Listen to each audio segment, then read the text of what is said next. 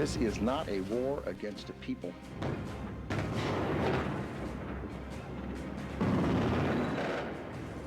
It is not a war against a country.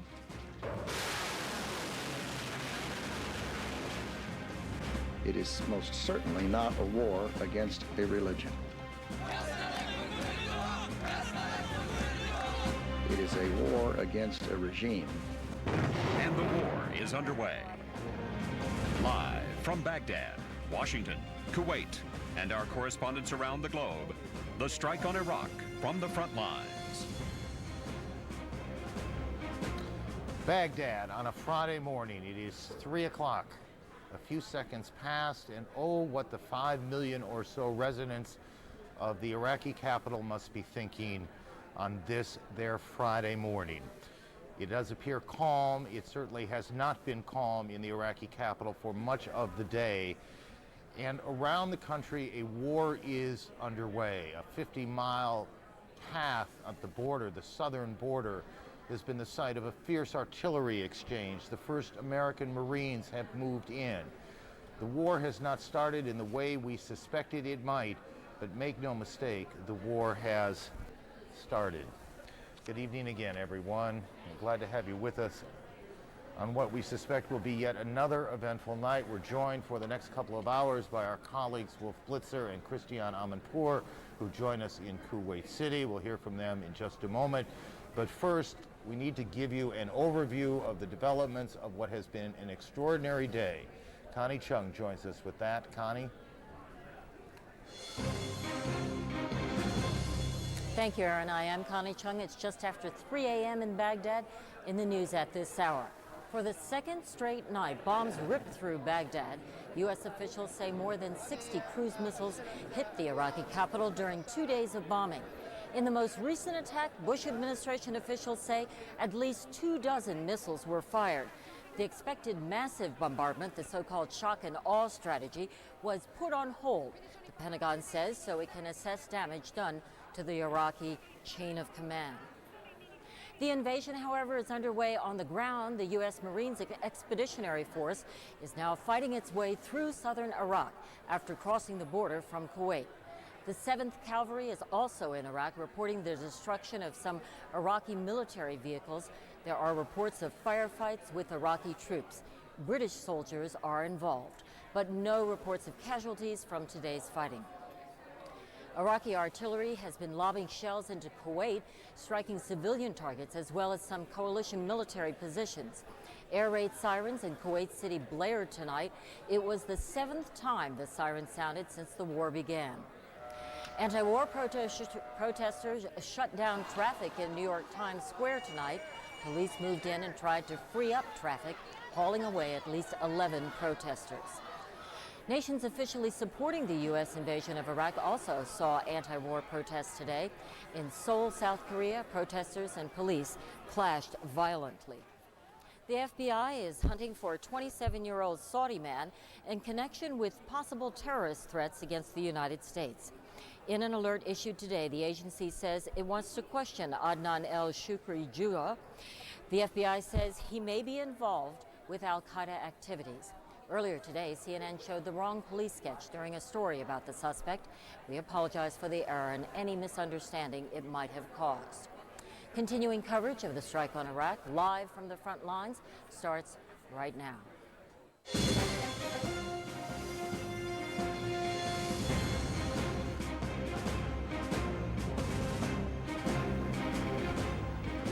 Connie, thank you. I know many of you, particularly in the East, are just getting home from work, and now just getting, as we say, read into the events of the day. Over the next couple of hours, we'll fill out the headlines that Connie just delivered. Air raid sirens have gone on and off all day today in Kuwait and in Baghdad as well. But Kuwait especially important to this moment. It is the place where, in many ways, this all began, the invasion of Kuwait by the Iraqis back in 1990. Today, of course, the scene is a very different scene in Kuwait. An entire third of the country of Kuwait is blocked off. It is a restricted zone, and the only people in it are fighting forces. Almost all Americans, but some British forces are there too. They have crossed they have crossed again into the border. It is a risky place now. War is underway. Wolf Blitzer will be covering that part of the story for us as you look at Kuwait City at a little bit past 3 o'clock in the morning, Friday morning in Kuwait, a very modern city. Though once you leave the city, there's not much there but desert. But the city itself is a modern, vibrant, in many ways, oddly Western city, a mix of Western stores and businesses and old-time Islamic culture. And that's where our friend and our colleague Wolf Blitzer is tonight. Wolf, good evening again. Good evening to you, Aaron. As you well know, Kuwait City is a beautiful city. It's got a lot going for it. It's an affluent city, although today, seven times, the air raid siren went off, suggesting that there was a possibility of either Scud missiles or Frog missiles or artillery shells, some sort of missiles landing in Kuwait City. For seven times today, people scrambled. They went to air raid shelters. They went to their so-called sealed rooms 7 times. Really not much happened. The all clear sounded very quickly, but it is a bit scary. Much scarier, though, in the northern part of Kuwait, where troops are massing to move into Iraq. In Baghdad, the situation was considerably scarier today as U.S. Tomahawk cruise missiles and other bombs once again launched strikes against various targets in Baghdad. We were looking at those pictures that were taken earlier in the day, selected targets. We don't have the bomb damage assessment yet, what precisely was achieved during the course of those strikes, but there's one of those Tomahawk cruise missiles launched from a destroyer in the Persian Gulf heading towards Baghdad. Those Tomahawk cruise missiles, satellite guided, they can be very, very effective. CNN's Art Harris is now in southern Iraq. He's just moved in to southern Iraq from northern Kuwait. He's one of those journalists embedded with the U.S. troops. Art, if you can hear us now, tell us what's going on. I know there's been a lot of military activity along the Kuwaiti-Iraqi border. Yeah, Wolf, correction, we are not quite, this unit is not quite into Iraq yet, but I have been watching artillery bombardments for the last 5 hours. Fierce night sky has been lit up with multiple rocket launchers. In the last half hour, the earth has been shaking along the stretch of border where I'm with the 2nd Marines Light Armored Recon Unit. And it appears that U.S. artillery continues to pound Iraqi positions across the border from Kuwait. I know the 110 artillery is nearby. The wind is about 10 or 12 knots. Of course, they would have to factor all that in, the atmosphere and corrections for their shells. But it's been fierce artillery bombardment all night, Wolf. And I have also heard probably very high-flying bombers and fighters, the sound of those jet engines. An almost full moon, very bright on the desert. I can see the silhouette of armored vehicles stretching as far as the eye can see, and just reporting from the Kuwaiti side of the Iraqi border. Wolf? Art, the troops that you're with, they've moved in. A lot of them have already started moving in to southern Iraq. You're still in northern Kuwait, but others have actually gone in? That's what I understand, Wolf. And we're not supposed to talk about specific troop movements lest we give anything away and pinpoint our position. So I'm being a little vague, if that's all right, for security's sake. But from what we hear, the march has begun. I know that the berm between Iraq and Kuwait, I'm told, has been quite pulverized, and holes have been cut in the berm separating the two countries so that troops can move in, and that breach was made earlier in the evening, and movement through the border has begun. CNN's Art Harris. He's embedded with the 3rd Battalion, 2nd Marines Task Force. He's up in northern Kuwait, but several of the Marines, a lot of the Marines that he's covering, obviously, have started to move into southern Iraq. CNN's Christiane Amanpour is also here in Kuwait. She's standing by, and she has more. And we've been talking to a lot of our embedded reporters throughout this day as this action has slowly progressed and people have started to move from their bases in northern Kuwait onto the demilitarized zone and in some cases into southern Iraq. One of our journalists embedded with this time the Cavalry Division is Walter Rogers. Walter, do you hear us? Yes, Christiane, I hear you. We are trying to feed you pictures live from our video phone of the U.S. 7th Cavalry. That's the Army's 7th Cavalry moving forward. So what you're seeing is what every soldier in the 7th Cavalry, at least the Apache troop, is seeing at this hour. You're seeing the back of a truck, and ahead of that, 2 or 3 more armored vehicles. Then ahead of them are the tanks, the M1A1 Abrams tanks, and ahead of them the Bradley fighting vehicles. This is a scouting unit. It is far out in front of the main body of the 3rd Mechanized Infantry Division, well behind us.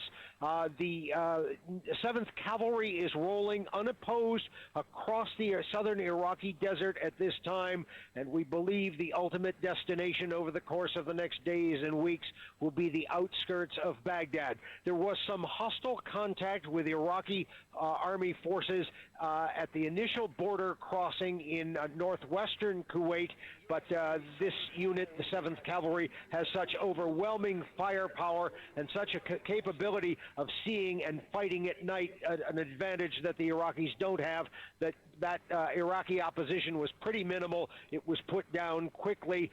We understand that some 6 or 7 trucks and an undisclosed number of Iraqi tanks were put out of action.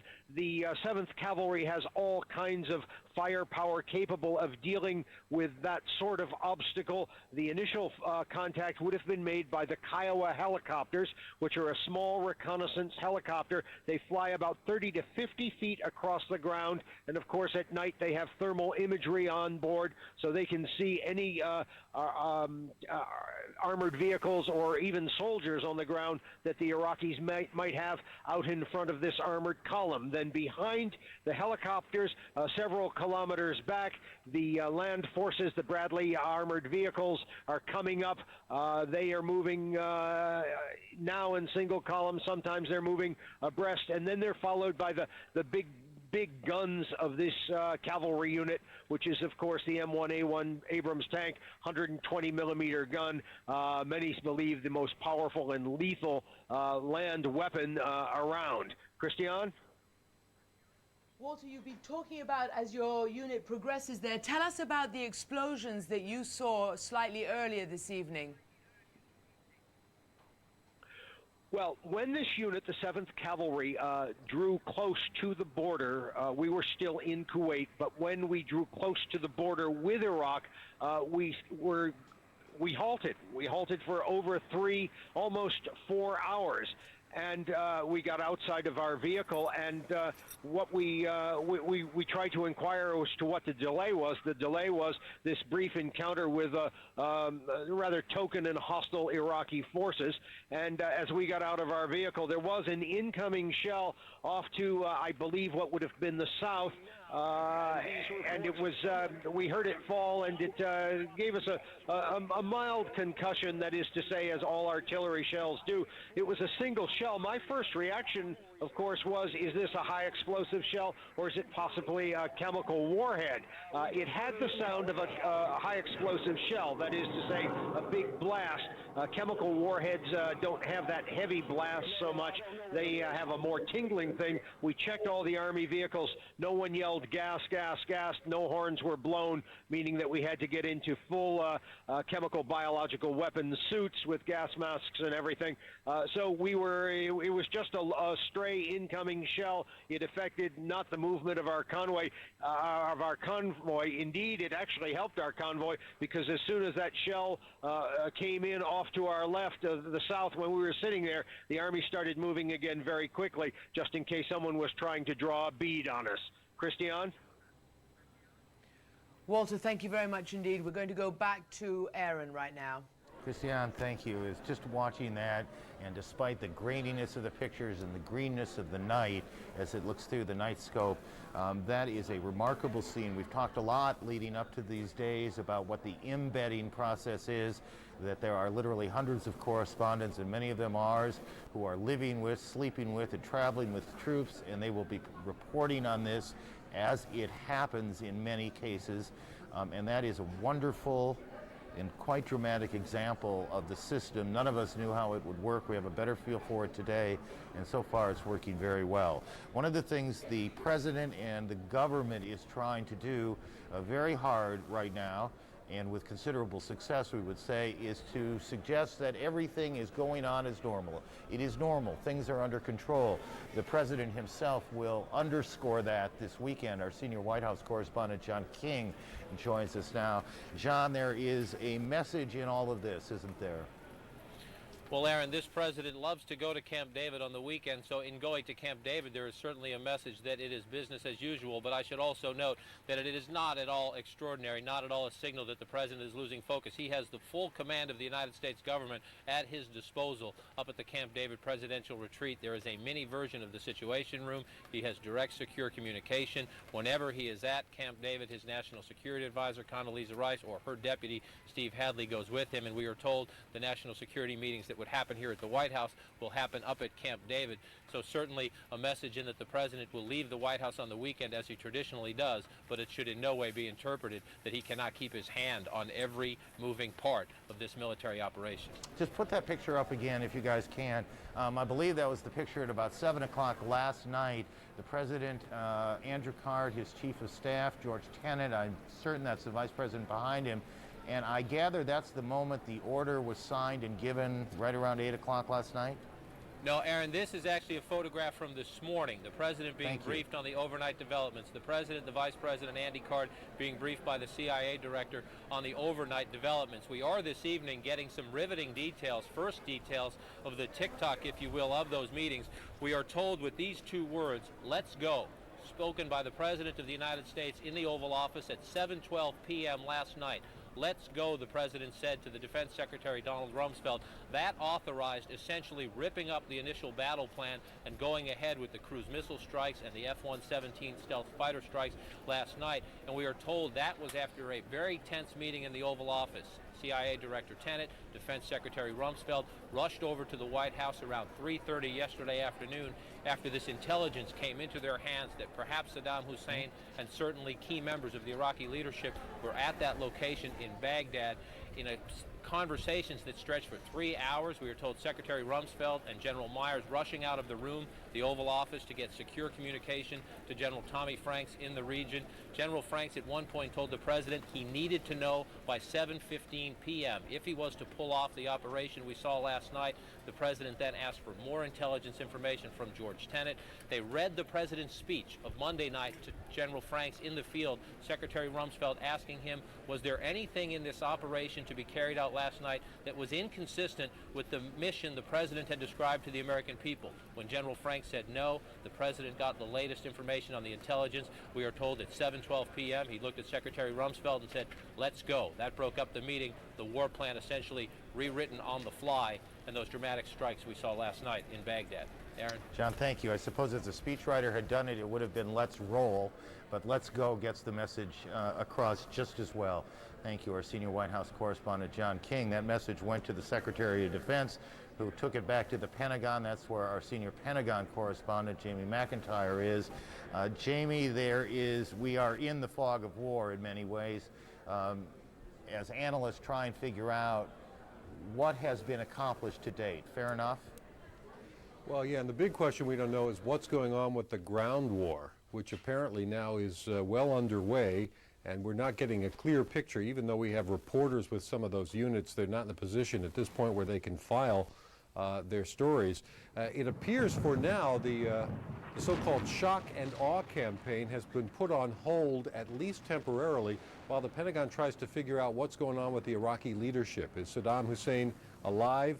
Was that a double on TV? Is he in control of his military? The Iraqi military doesn't seem to be putting up much resistance, and at this point it's a big question mark whether or not the regime is collapsing from within. Defense Secretary Donald Rumsfeld at his briefing today indicated that the U.S. is in communication with Iraqi military officials trying to get them to surrender. We are in communication with still more people who are officials of the military at various levels. The regular army, the Republican Guard, the Special Republican Guard, who are increasingly aware that it's going to happen. He's going to be gone. When I said we have good evidence, we have not only good evidence, but we have broad and deep evidence that suggests that there are people going through that decision-making process throughout that country today, and that is a good thing. Rumsfeld said once the Iraqi military and other government officials are persuaded that Saddam Hussein is history, he says there will come a point where they'll want to give in. So what they're doing now is adjusting the war plan dramatically to fit the reality on the ground, where they may not have to use this level of force. But again, Pentagon officials say they have that shock and awe plan all ready to go with thousands of precision-guided munitions aimed at targets in Baghdad. If they conclude that Saddam Hussein is in control and the military is resisting, it could happen as soon as, really any time, even as soon as tonight. Aaron? In my non-military mind, Jamie, why is it so hard, given the nature of communications, even in the Persian Gulf, the ability of Tommy Franks and General Franks and his people to stay in touch with what's going on the ground, almost literally to see every unit? Why is it so hard to know the answers to these questions? Well, Tommy Franks has a good idea what's going on. I just think the rest of us looking from the outside don't have a good idea. And as for what's going on in the Iraqi military, clearly the Iraqi military appears to be in disarray and is not putting up much resistance. But is it a matter of them lying low, or are they really cut off from communications? Is there a power vacuum in Baghdad, or are they simply trying to regroup? And that takes some time to figure out. I mean, one of the things, thank you, Jamie McIntyre, one of the things we recall from the war that General Wesley Clark was involved in what was Yugoslavia and Bosnia was a kind of rope-a-dope strategy, and that's always been one of the possibilities here that the Iraqi forces might essentially take a hit, pull back, surround Baghdad, and make their stand there. It is coming up towards dawn, not quite a couple hours away in Baghdad, in the picture you see, and in Kuwait as well, about 350 miles, 400 miles, I guess, from Kuwait City. Wolf? That's right, Aaron. Here in Kuwait City, there's a nervousness. There's an eerie quiet right now. People are bracing for yet another siren to go off. They've been going off all day, 7 times today. But right now, it's very, very quiet here in the middle of the night. The initial U.S. attack 24 hours or so ago targeted Saddam Hussein, by all accounts, directly trying to surgically remove him. But did the Iraqi leader dodge yet another attempt to kill him? Or is the man who appeared on Iraqi television after the assault a double? CNN's national security correspondent David Ensor is tracking these developments, and he's joining us now live. David? Well, Wolf, nobody has a definitive answer to that question, and that is a question very much of interest to the U.S. intelligence community and obviously the White House as well. However, some of the officials who are looking at that tape, analyzing it, are beginning to grow convinced Saddam Hussein did indeed survive that attack. Wallahu Akbar. Officials say technical analysis suggests the voice and inflection and movements of the mouth may be the same as Saddam Hussein from past tapes, though there is not yet a definitive U.S. judgment. There's debate about that. One skeptic about whether it is Saddam is former CIA photo analyst Dino Brugioni, though in the past he told CNN Saddam's doubles almost never speak. Saddam has got 1, possibly 2 doubles. And when his double appears, you watch it. He'll never talk. CIA Director George Tenet was able to report to the president that intelligence officials believe the cruise missile and bomb attacks that started the war did kill some top Iraqi leaders, who U.S. officials say were sleeping in the compound that was attacked, but not, apparently, Saddam Hussein. And it is not always easy to find one person. U.S. intelligence, the U.S. in general, has been looking, of course, for Osama bin Laden, for Mullah Omar for over a year now. At the same time, officials do say that if Saddam Hussein is not anymore able to give orders to his troops, his importance is already diminishing fast. Wolf? David, have you had a chance to assess this second videotape that came out today with Saddam Hussein meeting with all of his top military officers? Has the CIA, has the U.S. intelligence community definitely confirmed that, yes, this is new videotape, Saddam Hussein meeting with his generals? No, they don't say they definitely have. They're looking at both of those tapes. You'll notice he's wearing the same clothes in both, and they were allegedly filmed on the same day. There are some officials who say that Saddam might have been devious enough to record tapes prior to this, putting in dates and various different scenarios so they'd have a tape they could run in the event he was killed and make it look like he was still alive. But as I said, there are also intelligence officials now who are saying that as they analyze the tapes, they do think that's him, and on balance, probably he's still alive. Wolf? All right, very familiar. Sounds eerily familiar to all the videotapes with Osama bin Laden trying to check if he's alive. Now Saddam Hussein to see if he's alive. I'm sure the intelligence community's going to have their work cut out for them in the coming days and weeks. David Ensor, thanks very much. CNN's Miles O'Brien is joining us now from the CNN Center in Atlanta. He's got some analysis with a special guest, General Wesley Clark. Miles? Thank you very much, Wolf. Of course, as you know, Wesley Clark, former Supreme NATO commander and a man with a lot of experience moving armor through the field of battle. You know, it's interesting, just to start off, I was interested at that point where you're talking about how, you know, almost sterile and antiseptic it looks when we put all these little pieces on a board. When you get down there in the dirt, it's a whole different ballgame, isn't it? It's real messy because everything's moving at once, and whereas with the Air Force you may have 100 aircraft, in an Army division you may have 6,000 to 7,000, 8,000 vehicles part of that division, all moving. It's kind of hard to imagine how that is all synchronized, and that's obviously why guys are doing what you do and get stars on their shoulders. Let's talk about the absolute core of the armored push toward Baghdad in this case, and any armored column in the U.S. Army. That's the M1A1 Abrams tank. And as we take a look at it, we'll give you a sense of what it's all about.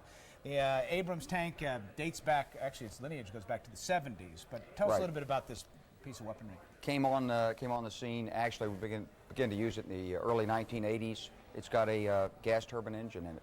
1,500 horsepower, 120 millimeter gun on this version. It's got depleted uranium armor. It's a very powerful, fast, and well-protected vehicle. Crew of 4. There's the commander there. There would be the gunner there. That's the loader, and that would be the driver, That's exactly right. It's very fast, it's very agile, and it's very, very accurate. Hits targets up to 3,000 meters away on the move. And prior to the first Gulf War, it had not been tested in battle. How did it do there? Well, it did an exceptional job. It had a thermal sight on it, which looked through rain and sandstorms and so forth, and far outclassed the Soviet-style tanks that the Iraqis were using. All right, now, anytime you're marching with a column of armor, you have air cover. That's an important part of any Army doctrine involving armor. The Apache helicopter, attack helicopter, is key to that. Tell us about that. Well, these Apache helicopters are part of the, what you've got right here. We've been talking about the 7th Cav. They've got these Apache helicopters. They're out in front. They're scouting with their scout helicopters. Got a 30 millimeter chain gun you see swiveling on the front. You see the sight up there in the chin turret. Got Hellfire missiles there under the winglets, and rockets also, unguided rockets. Now, these rockets are a little less oomph than the Hellfire might be used on things that are not armored, right? The Hellfire is designed to go through things that are armored, correct? Hits tanks, knocks out tanks. All right. Now, in addition to that, air cover, another thing that you might find and would find is the F-16. What is the F-16's role? Does that go way out in advance of armor to suppress any potential enemy fire? It's a multi-function aircraft. It can do a lot of things. It can take out enemy aircraft. It can take out enemy air defenses. It can jam enemy air defenses in some cases. And it can deliver ordnance on the ground in support of ground troops. All right, F-16, and we typically think of that as a fighter, air-to-air type stuff, but it actually has an attack mode. That's exactly right. It's a multi-mission aircraft, multi-role. Right. And then this one right here, the Warthog, the A-10, which is, you know, I think it's well named, it's aptly named. It is heavily armored aircraft designed for close air support with armor. Tell me how this works in the field. Well, this is the one we like, because when they come on the scene, they've got a 30 millimeter gun. It'll take out anything with it. It can also fire missiles that are heat-seeking, can take out tanks. But it can loiter on station. It can go low, it can go high. It's there with us, and the guys that fly those aircraft are people who understand what we do on the ground, and they're risking their lives to help us with it. Let me ask you a question about the general strategy as we see it unfold. This idea of simultaneously beginning air and ground attacks, very different than the Persian Gulf War #1 in 1991. What are the pros and cons? Well, I think the idea is the more simultaneity that you can get into a battle like this, the more you can overwhelm the enemy's command and control system, get him disorganized, reacting to you, take away any of his advantages, and you finish the war more rapidly and more decisively. More losses for him, fewer for us. That's the pro. Quickly, what's the con of doing it simultaneously? More risky? It's more risk if you don't know the enemy. And you know, the comparison between now and 1991 is we weren't as confident then. We weren't as good relative to the enemy as we are now. We're much better now in relation to Saddam Hussein, and we're much more confident. Hopefully not overconfident. I hope not overconfident. As I watch the troops and I listen to the commanders, I know they respect the enemy's capabilities. You have to respect your adversary, but still, you impose your will on the adversary. All right, General Wesley Clark, thanks as always. We appreciate the insights. We're going to send it back to Christiane. Miles, I actually just had a question for General Clark. General, I wanted to ask you about the psychology of the opening stages of this offensive. I know that they are trying to assess the survivability of the leadership, but can you explain the psychology of going softer than you had anticipated and not giving the leadership a really hard punch at this particular point? Well, we may have given the leadership a very, very hard punch if that decapitating strike last night was effective. And there's always been the view here that what we'd like is to convince the Iraqis, as many as possible, to surrender as soon as possible.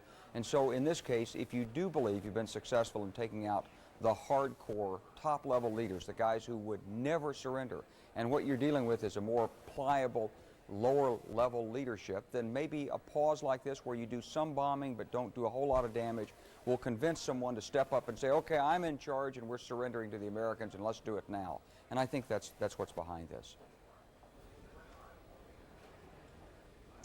Okay, General Clark, thanks very much. Thanks to Miles O'Brien as well. We're going to have a lot more coverage coming up, and I want to go to CNN's Connie Chung right now for a look at the latest developments at this hour.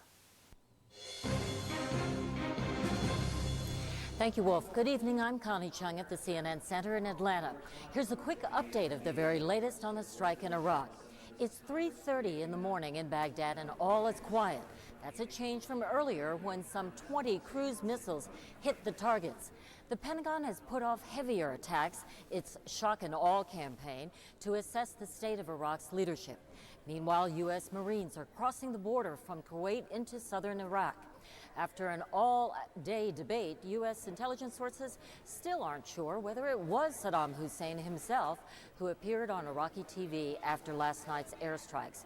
Defense Secretary Donald Rumsfeld confirms there is debate about whether that figure on Iraqi television tape was Saddam Hussein. There's no doubt it was the real Tony Blair who addressed the British people this evening. The Prime Minister said British forces are taking part in the U.S.-led military operation to protect the world from disorder and chaos. From coast to coast across the U.S., the attacks on Iraq have brought war protesters into the streets. Riot police clashed with demonstrators and had to protect the U.S. Embassy in Egypt. It was the same story in South Korea, where many of the anti-war demonstrators were college students. Do you want to be a war correspondent? Well, this might make you think twice. CNN's Walter Rogers had to duck when an Iraqi shell zoomed overhead while he was recording a report. It missed, thank goodness. Walter Rogers is okay. U.S. satellites are detecting smoke from what appear to be oil well fires in Iraq. Earlier today, Defense Secretary Donald Rumsfeld said the Iraqi regime may have set fire to as many as 3 or 4 of the oil wells in southern Iraq. I'll have another update at the top of the hour. Now back to Strike on Iraq, live from the front lines. Connie, thanks. The Secretary of Defense, you just mentioned him, is speaking now, and let's take his comments. What number they'll end up landing on is it's a mix of defense, state, and other agencies, Homeland Security, and I just don't have that in my head. Mr. Secretary, information about Saddam Hussein, if he was injured or killed in yesterday's attack? No, I have no information that I can provide on that subject. Ask me a question I can answer. Are things going well? Did things go well today? Things are going very well. General Franks and his team are first rate. They're enormously capable. They've got a plan that, in my judgment, is excellent, and they are proceeding with it. There is no question but that regime is not going to be there in the future. And at some point, the people of Iraq and the military of Iraq will register that fact. The people will be enormously relieved and liberated. And the military, if they're wise, will refuse to obey orders, and particularly will refuse to obey any orders involving the use of weapons of mass destruction. Mr. Thank you very much. Secretary of Defense Donald Rumsfeld talking briefly to reporters this evening. Things are going very well. We have a good plan, he said. Things are going very well. We have, to this point, the view that we have and the view that we're able to give you is somewhat narrow.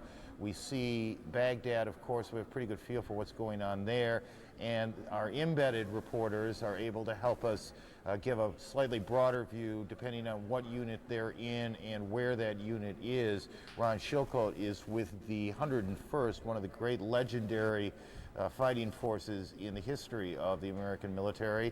What can you tell us? Well, Aaron, elements of the 101st Airborne have moved out of a camp in Kuwait here into this assembly area. Here they are now postured if and when the word should come to move into Iraq. Now, a little information about the situation here. First of all, it's worth mentioning that it is 3:40 in the morning, so the soldiers are asleep, sleeping pretty much anywhere they can, on top of their vehicles, inside their vehicles, on the ground. A lot of the soldiers even sleeping underneath their vehicles for a little warmth, because I'm here to tell you it is cold here. We hear so much about how it's always hot in Iraq and Kuwait in this area. Well, it's cold tonight, and obviously not the best conditions to be on a camping trip like this, if you will, particularly with the prospect of going to war in Iraq. Now, it's been a long day. The day basically got jump-started, if you will, with a series of 3 Scud alarms. I was standing next to a group of soldiers earlier in the day at Camp New Jersey when the Scud alarm sounded. We quickly donned our masks, ran for the shelter. 5 minutes later, we were given the all clear. We were told that that was a surface-to-surface missile, the Ababil 100, I was told by my unit. It's like a Scud, but it doesn't have quite the same range, a bit shorter range, and not the same size warhead. That experience repeated 3 times, if you can imagine. 3 times that alarm went off. 3 times we donned our masks, ran for the shelter, and 3 times we were told that it had been a missile attack. We headed out, long trip here to the assembly area. On the way, I did hear some artillery off in the distance, pretty far away. Sounded like thumping, if you will. I couldn't see it myself. I was pretty far back in the convoy. A lot of sand kicked up by the other vehicles in the convoy, but some soldiers in the front of the convoy, they told me that it looked like thunder and lightning coming from the direction of Basra. That's another way the soldiers said of saying that they saw artillery. And still no word whether that was U.S. or Iraqi artillery.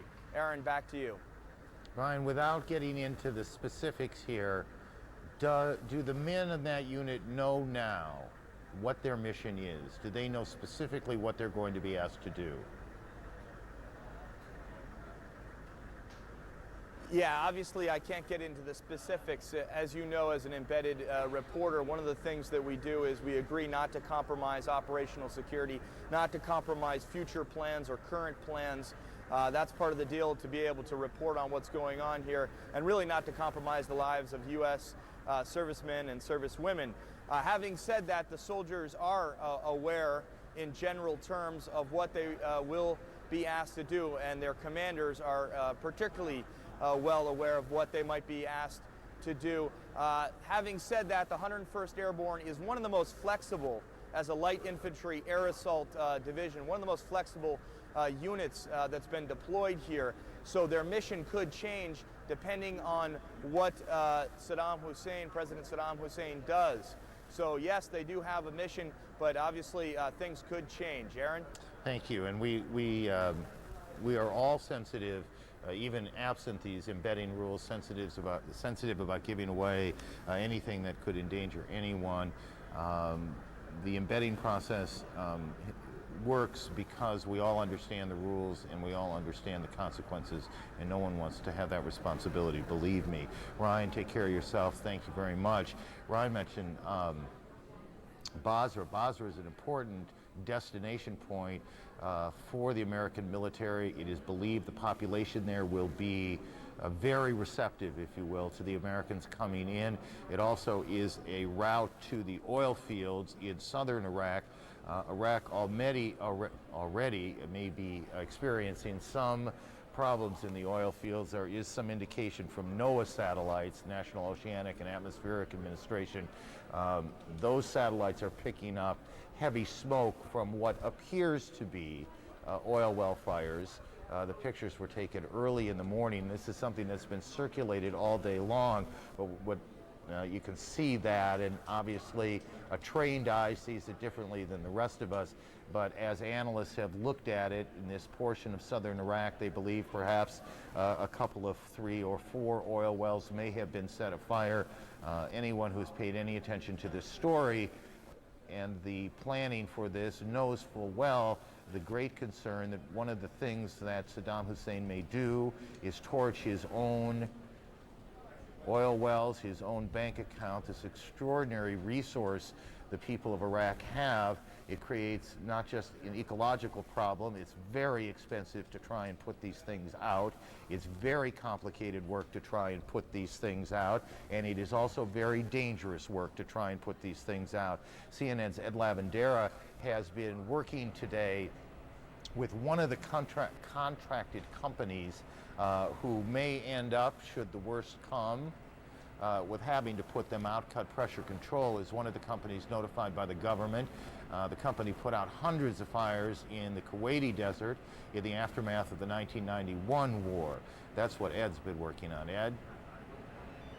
Aaron, well, this is where we are in Houston, Texas. This is the storage yard of Cud Well Control, and we're about a mile away from the George Bush Intercontinental Airport. And the reason they are here is that so they can be quickly deployed. From this storage yard, all of the equipment that you see here at some point, if they are called into action, if you will, all of this equipment will need to be shipped off. About 150,000 pounds of equipment that is used in this very specialized training, and all of this can be deployed in about in 48 hours. The officials here say that they can be on the ground ready to continue working. And as you mentioned, Aaron, this group was involved in the Kuwaiti fires 12 years ago. There were some 700 fires that needed to be put out back then. They were involved in putting out 200 of those. It took them 9 months to do the work, and one of the gentlemen that was on the ground there 12 years ago, Les Skinner, joins us now.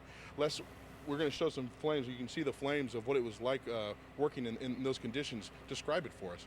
Well, it's like a scene from hell. You have a boiling cauldron of oil and gas coming out of a well bore. It's catching on fire, and there's a lot of smoke and a tremendous amount of noise. It simply overwhelms the senses. And how specialized is this? I mean, what kind of training goes into what you guys need to be able to do? Most of the training is experience-based. It's really on-the-job training. There's not very many people that do this simply because there's not very many people that have been through this experience. Logistically, how difficult is it to get everything over there? You can get over there rather quick, it seems like, 48 hours. Yeah, we can be on an airplane. We can be on the ground in a staging area near Iraq, probably within 48 to 72 hours at the most. The equipment can be brought in by air freight, and of course the people fly over on chartered planes. We can get there rather quickly. Now, we're going to see some video images that you guys took when you were working there 12 years ago, getting up close, and a lot of the equipment that is used is in this storage yard. But can you describe what it is that has to be done step by step? Well, the first thing we have to do is pour water on the entire arena. That's logically to cool the thing down. It takes care of ground fires, and the ground is very hot around these fires. These fires burn at about 3,000 degrees Fahrenheit, and it's enough to melt steel and sand. So the first thing we do is pour water on it. Then we have to extinguish the fire. And we have a number of different ways to extinguish fires. Anything from chemical powder fire extinguishers to explosives. And then after that, we simply take the old wellhead equipment off and replace it with new gear and shut the flow off at a valve. You guys didn't suffer any injuries of people who worked in this 12 years ago. How long do you think, if you're called in, how long will it take to complete the job this time, if indeed it's what has to happen? Depends on the fires themselves, the number of wells, and how strong they are. We understand that some of the wells in Iraq have flow rates that are orders of magnitude larger than the wells we had to deal with in Kuwait, and those wells are going to take a lot longer to put out and to cap. Thank you very much, Les. I appreciate the time. Some final shots here from the storage yard. The shot that you see over there of that long pipe is used to kind of put over the flame and let it go straight upward and get it away from the firefighters. And this shingle here that you see here, the firefighters can stand behind it, shoot water through that hole there. You see the window, and fire it directly at the oil well, and that protects them from the intense heat there. So, Aaron, these guys are ready to go. 48 hours notice. All of the teams that are here have their bags packed, ready to go as soon as that call comes from the Department of Defense that their expertise is needed. Aaron? Yeah, thank you, Ed Lavandera in Houston, Texas tonight. The object where you can in these situations is to save the well. You want to be able to save the oil well. They're expensive to drill. They go down hundreds of feet. Sometimes you can't, and you just have to plug them up. Hopefully that won't happen. Hopefully nobody gets hurt, and I guess hopefully none of these wells are set on fire. It would be a great tragedy in many, many ways. Wolf, I don't know. I know you've been in country for a while. I don't know if you've had a chance to go up to, because it's been cordoned off for a while, up to northern Iraq, or rather to northern Kuwait, but I was up there about a month ago, and you can still see, 12 years later, the damage done by the fires that Saddam Hussein's troops set after ransacking Kuwait City and then making their exit, their retreat out of Kuwait. You can still see the damaged oil fields a dozen years later. I remember that report you did when you were here, Aaron. What did you report? That 700 of Kuwait's 1,000 oil fields went up in smoke as a result of torching? Some number like that.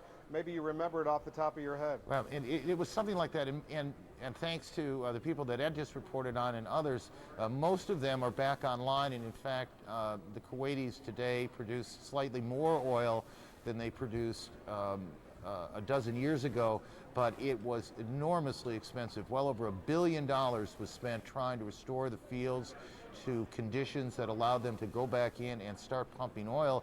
And as you know, in a country like Kuwait, there is one industry. There is no other business but the oil business, basically. That is the lifeblood, and of course the Iraqis knew that, and that's why they did what they did back in 1991. And the question now is, will they do it to their own oil fields in Iraq, which would cause incredible environmental damage? People here in Kuwait keep telling me they're still suffering, a lot of them, from breathing in the bad fumes, breathing in that air, suffering as a result of that. Probably explains why this Arab nation, Kuwait, why this Arab country is so supportive of the U.S. in trying to go forward with regime change in Baghdad. A lot of hard feelings. Meanwhile, U.S. officials say the current strikes across Iraq are part of a broader psychological warfare campaign to try to ratchet up tension, dissent among Iraqi troops themselves. U.S. officials have made it clear they hope Iraqi forces will refuse to fight for Saddam Hussein. Let's get the latest on what the Pentagon is thinking about all of this. Our senior Pentagon correspondent, Jamie McIntyre, is joining us now live. Jamie? Well, the Pentagon is trying to be very flexible with its war plan. In fact, it seems to have changed a lot of aspects of it around as it is holding off essentially now on that big shock and awe aerial bombardment of Baghdad that was pretty much widely advertised and telegraphed by the Pentagon as the way they expected this to start. Instead, they are moving ahead with the ground portion of the war, methodically moving up from the south with ground units, and they're looking for signs of cracks in the Iraqi leadership. This shows, by the way, the route that the 1st Marine Expeditionary Force, one of the first units across the border, is taking as it's moving north. Apparently it's taken a border town there, and there are other troops taking other locations in the south there. And the idea is to create a situation in which there is a feeling of inevitability, that it's just a matter of time before the United States is able to succeed in its military objectives, all the while remaining in contact with key military officials in Iraq, including some Republican Guard and Special Republican Guard leaders, to try to convince them not to fight. Big question mark right now is there a power vacuum in Baghdad? Is Saddam Hussein alive, well in control? Is he able to, is he getting the support from his commanders?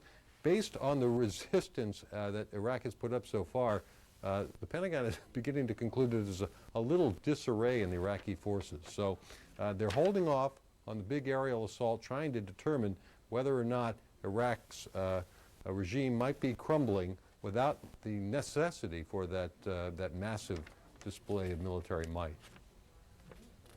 Wolf? All right, well, we'll see Jamie McIntyre, see if the strategy is beginning to hold out. Jamie McIntyre at the Pentagon. Thanks very much. President Bush says his coalition of the willing is getting larger by the day. He says at least 40 nations have now joined in. Let's go to the White House. Our White House correspondent Dana Bash is standing by with more. Dana?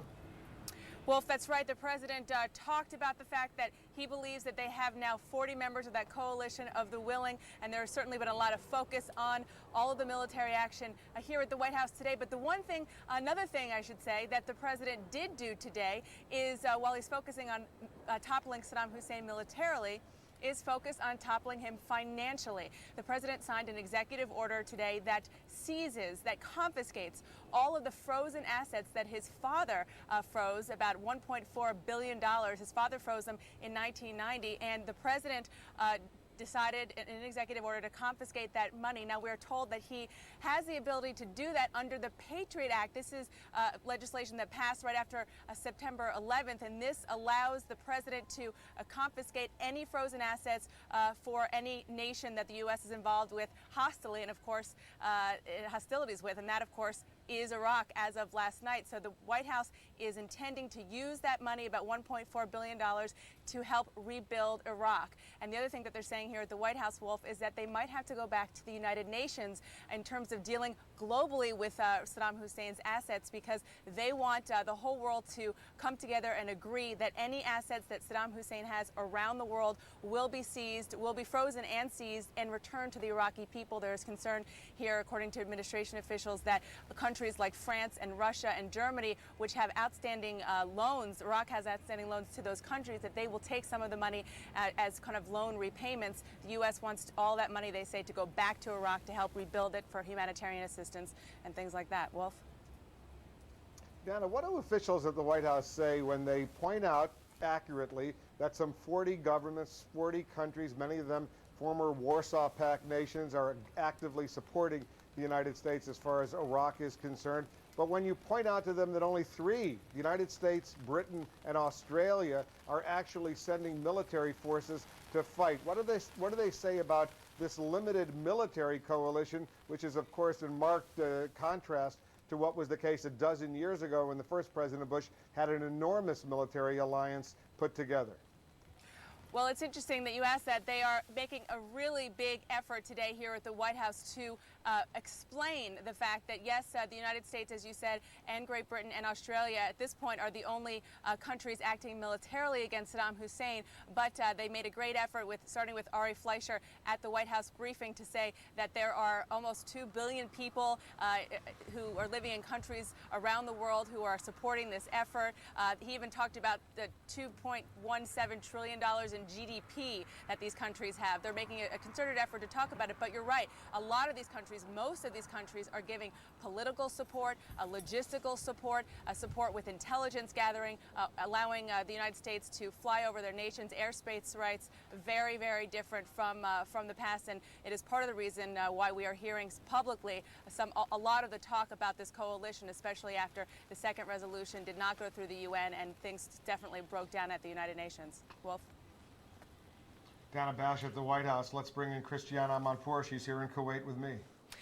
And of course, Britain is one of the main countries that is supporting the United States. There are about 40,000, according to British spokesman here that we talked to. And tonight, we're told by British spokespeople that the British have crossed the border and that they are in action. In fact, they have launched an operation against Al-4, which is just inside the Iraqi border on the other side of the border with Kuwait.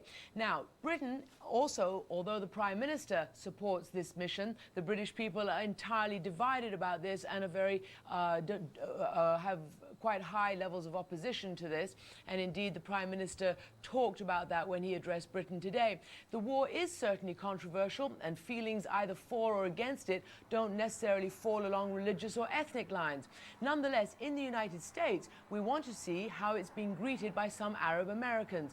And CNN's Jeff Flock joins us now from Dearborn, Michigan. Indeed, Christian, specifically Iraqi-Americans we have been talking to, and it's interesting to get their perspective on this. Their homeland now, in some sense, under attack, but they don't look at it that way. We're at the Islamic Education Center. Evening prayers have just concluded, so we're able to come on inside, and I want to get to the leader of this organization. You are absolutely joyful about what is happening in Iraq tonight. Actually, our happiness is mixed with some sorrow, because we don't like to see our country to be destroyed, and it is a pity to see what's going on in Iraq. We would love to see the Iraqis people liberate their land by themselves, so we will have the whole dignity and the pride. But anyway, Saddam doesn't represent the Iraqis. We never voted for Saddam. He doesn't represent us. So it's about time for the people who brought him in power to take him out. So you are supportive of what's going on? We are supportive of the removal of Saddam. Yes, we support all the United Nations, everybody helping us to liberate Iraq from this dictator. This man I spoke with earlier, who is an Iraqi-American, has been in this country for a number of years. You introduced me to a man earlier whose house was destroyed by a U.S. missile in 1991. He loves America. He does not blame the Americans for that. He blames Saddam. He blames Saddam for it. Yeah. Explain to me how that is. Saddam was the reason to bring the war in the Middle East. He was the reason for it. He's the beast of the Middle East. We need to get rid of him, so we'll live in peace. I see people who have not slept because they have been watching the coverage, and I don't know if we're able to see over the shoulder. What are you watching there? You're not watching CNN, I know, but you're watching in your native tongue. Well, we always watch CNN, and we thank you for the coverage. Actually, they are hopeful to see a new hope so they can go back to Iraq. All these people suffered because of Saddam. All these people suffered. Let me ask them one question. منو منكم اتعذب على ايد صدام او احد اقاربه راح على ايد صدام? Raise your hand. Anybody suffered by Saddam? Raise your hand. Anybody lost a member because of Saddam? Raise your hand. Anybody would be happy to see Saddam removed. اي واحد منكم راح يفرح يشوف صدام يروح يشيل ايده. Anybody get happy to see Saddam? I asked them. Yeah, I said anybody is gonna be happy. And God will. I asked them, anybody of you lost a member because of Saddam? They all raised their hand. I said, anybody of you gonna be happy to see Saddam be removed? They all raised their hand. So even with the tremendous danger of the U.S. invasion and the shock and awe that is expected that may well kill innocent people, you're willing to take that chance? Saddam is not our president. Saddam is an agent of the West. So the people who brought him in power, it's about time to clean their mess and get him out. I thank you very much for your time. Gentlemen, thank you so much. I hear that. Perhaps you get some sense of the feeling in the Iraqi-American community here tonight. Everyone here has a story. I'm going to get some more of them after we're finished. That's the latest from Dearborn, Michigan. Back to you, folks. Certainly do get some sense. Quite a spirited group there. And we go now back to Aaron in Atlanta. Thank you, Christian. Dearborn is a considerable Arab-American community. They came to Dearborn, to Michigan, the Detroit area, like so many others did, to work in the auto business. And they made a rich and vibrant community there. That is one side, I suppose, of the reaction to all that is going on today. There is, of course, another side. The buildup to the war was filled with anger and protest, and the beginning of the war has not quelled it necessarily. In New York today, there was an anti-war protest that caused some problems. Maria Hinojosa has been covering that strain of this story, and Maria joins us now. It is always nice to see you. Hi, Aaron. Well, for weeks now, anti-war activists around the country had been putting in motion their own plans for what to do if war broke out. That plan was, they said, to disrupt business as usual if war broke out, and it looks like in several places around the country they were able to do so. Now, here in Times Square, thousands of protesters flooded into the streets in really an emergency rally without a permit. So we did see that there were several arrests that occurred, people who were trying to get to the demonstration who broke away from the other parts of the demonstration and were running. Those people were arrested. We have heard at least 11, if not more than that. Now, in Boston, scores of college students and professors and their supporters took to the streets as well, trying to block traffic on the bridge crossing the Charles River. And in San Francisco, thousands of protesters came out to, again, in their words, to disrupt business as usual. Many arrests, and many of them chained themselves together with different kinds of pieces of metal that then had to be sawed off. But there is a part of this story, of course, the silent majority, they call themselves, and in the latest poll before the war that was taken 4 days before the war, when Americans were asked if they would support the removal of Saddam Hussein with the use of U.S. ground troops, that number was 64% in favor, 33% against that.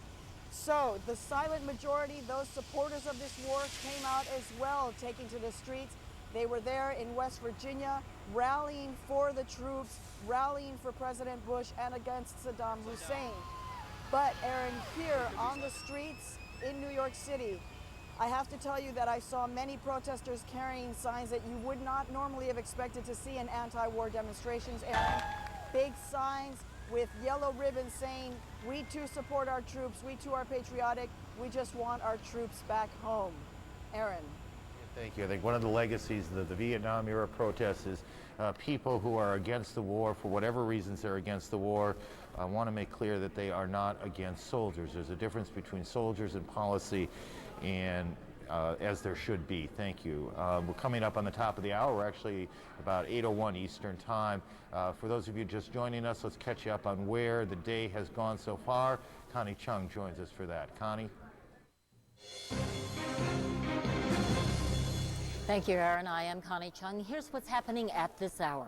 CNN's Walter Rogers, covering the 7th Cavalry tonight, reports that the Army unit is not only moving northward deeper into Iraq, but at last report the 7th Cavalry was rolling north unopposed. Their destination is unknown, but they're moving in the direction of Baghdad. Earlier, Rogers was on the scene when an Iraqi shell flew perilously close to the 7th Cavalry's position at the time. We just heard an intel. What the hell?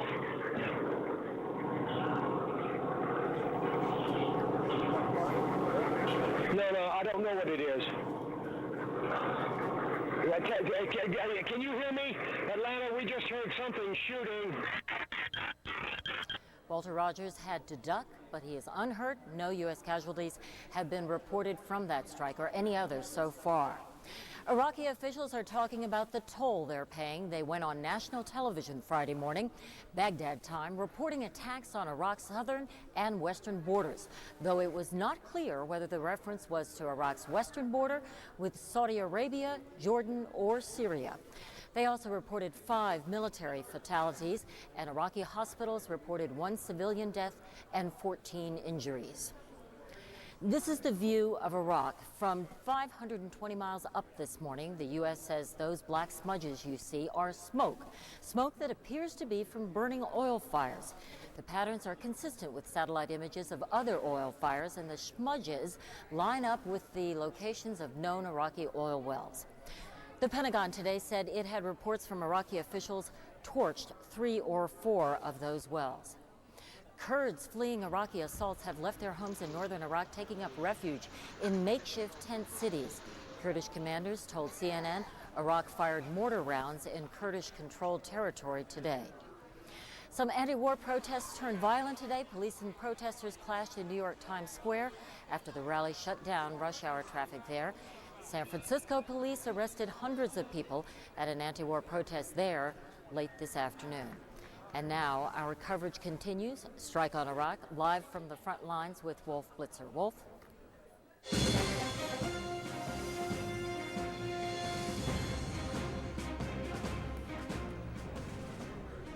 Well, Wolf will be with us, so will Christiane. We are getting reports of sirens blaring in northern Iraq. Northern Iraq is among the most complicated strains of this story because it is, depending on how far north you go, I guess, it is an area not necessarily, well, northern Iraq, Mosul there, is not controlled by Saddam Hussein. It is Kurdish-controlled area. Jamie McIntyre is at the Pentagon. Jamie, can you give us anything on what this might be? Well, we don't know at this point, Aaron, but it would be logical to assume that as part of this campaign that the U.S. might continue to, quote, prepare the battlefield by attacking air defenses in the north. Now, you know, of course, the north falls within that northern no-fly zone where the U.S. regularly patrols anyway. They have a pretty good idea of what the defenses are up there. But at this point, we have no confirmation of precisely what may be going on in the north. And given how skittish everybody is in Iraq, it's also possible that it could be a false alarm. Okay, just to make sure, I don't want to mislead anybody here. We showed a map, and we can put the map up again, and the information I have is that these sirens are in the area of the city or the area of Mosul, and we've actually been doing some reporting up there. It is, Jamie, please correct me if I'm making a mistake here. It is my belief that when you get that far north, you are in Kurdish-controlled Iraq, not Saddam-controlled Iraq. Am I confusing viewers?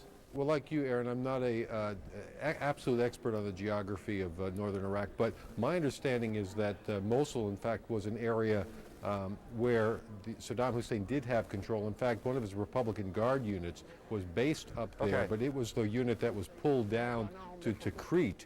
So they've sort of left a little bit of a power vacuum there. There is an area, areas very close to there that are controlled, that are not under Saddam Hussein's control, but I believe the city of Mosul is. Okay, at least thank was. you. I know Jane Araf, who has been doing some considerable reporting from that area, and she may be just outside that. These pictures coming from Al Jazeera, and they show a city that still has its lights and still has, in this case, a correspondent as well. So we'll try and figure out what the sirens mean, if they mean, across the region, whether it is Kuwait or Baghdad. These air raid sirens and warning sirens and all clear sirens have been going on and off and on and off all day. Sometimes they mean something, a lot of times they don't. People, as Jamie said, are very skittish out there, as you would be under the circumstances. You never know what's coming next, and if the next thing that comes is the so-called shock and awe. In any case, we're getting reports of these sirens, and we'll try and figure out what they mean as we go along.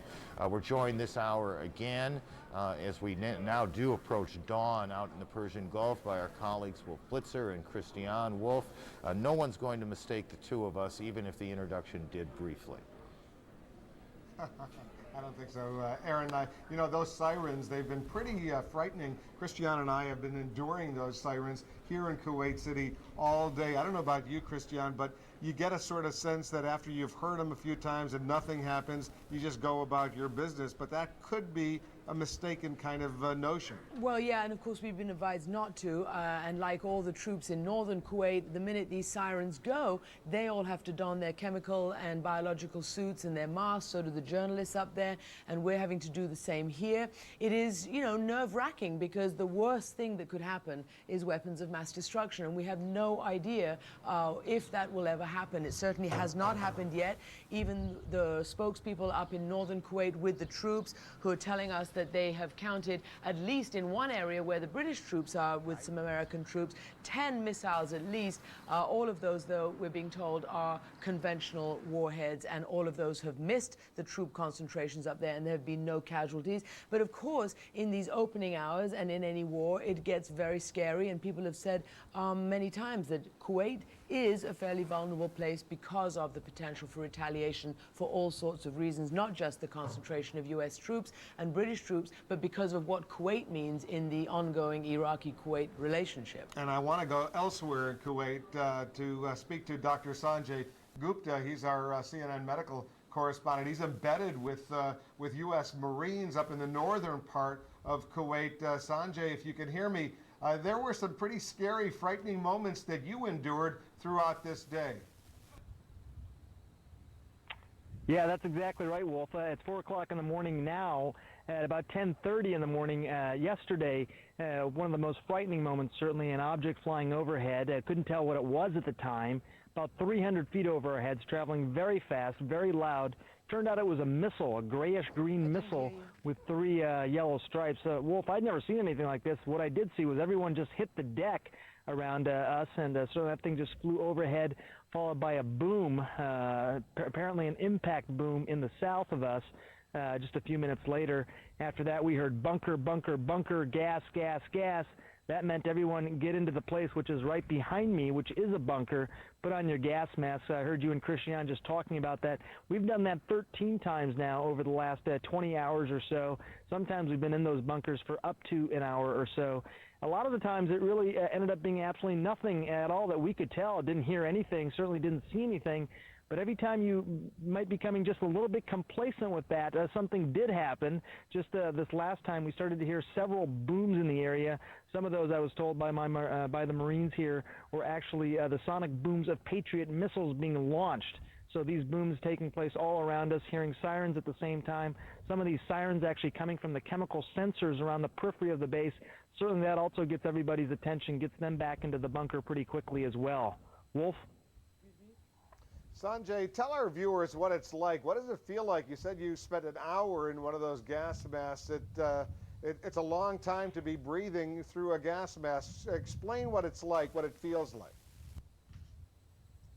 Yeah, you know, it's interesting. Well, first of all, there's a lot of anxiety because you hear the alarms going off, so your heart is already racing a bit, and you're already breathing quickly. Oftentimes then you have to jog or sprint 100 meters or so to get to the bunker as quickly as possible. Then after having done all that, you're putting this gas mask on. Essentially what this gas mask does, it forms a complete seal around your face, and then you're essentially breathing through a respirator. The breathing is actually quite easy, but after having run and after being somewhat anxious, it's hard to get those deep breaths in. So you see some of the Marines and as well as some of the CNN crew that is here with me becoming a little bit anxious, actually putting those masks on after having gone through that particular experience. As you calm down, it becomes easier and easier to breathe. Also here in the desert, it's quite warm. It's not warm right now. It's cool. It's 4 o'clock in the morning, but when it's sort of the peak of the day, it's quite warm. And having that mask on, which is black, having it hard to breathe, it's not the most comfortable, Wolf. All right, Dr. Sanjay Gupta, be careful up there. We'll be talking with you. Christian? We're going to go now to Walt Rogers, who is also with one of those units up there. He's with the 7th Cavalry Division. Walter, what is going on where you are now? You've moved into Iraq. That's correct, Christian. And what you're watching now is live pictures of Bradley fighting vehicles and other armored vehicles of the U.S. 7th Cavalry Yes, Christian, can you hear me? Yes, I'm sorry to interrupt. Continue, Walter. What you're seeing now is exclusive CNN pictures of the U.S. Army 7th Cavalry, Bradley fighting vehicles, and behind them M1A1 Abrams tanks rolling across the Iraqi desert. They have been rolling across this desert unopposed for nearly 2 hours now. These pictures are very, very dramatic. There's a declining moon up there, but in the distance, off to the left, you can see rows and rows of main battle tanks, all of them ultimately headed for Iraq. This is the U.S. Army's 7th Cavalry. They have been rolling, as I say, across this desert in Iraq for about 2 hours. There was a brief hostile encounter at the border between Kuwait and Iraq. There was a slight pause then, but the overwhelming firepower of the 7th Cavalry dispatched whatever Iraqi opposition forces were there along the border. We believe that they killed several tanks and at least 6 or 7 trucks. That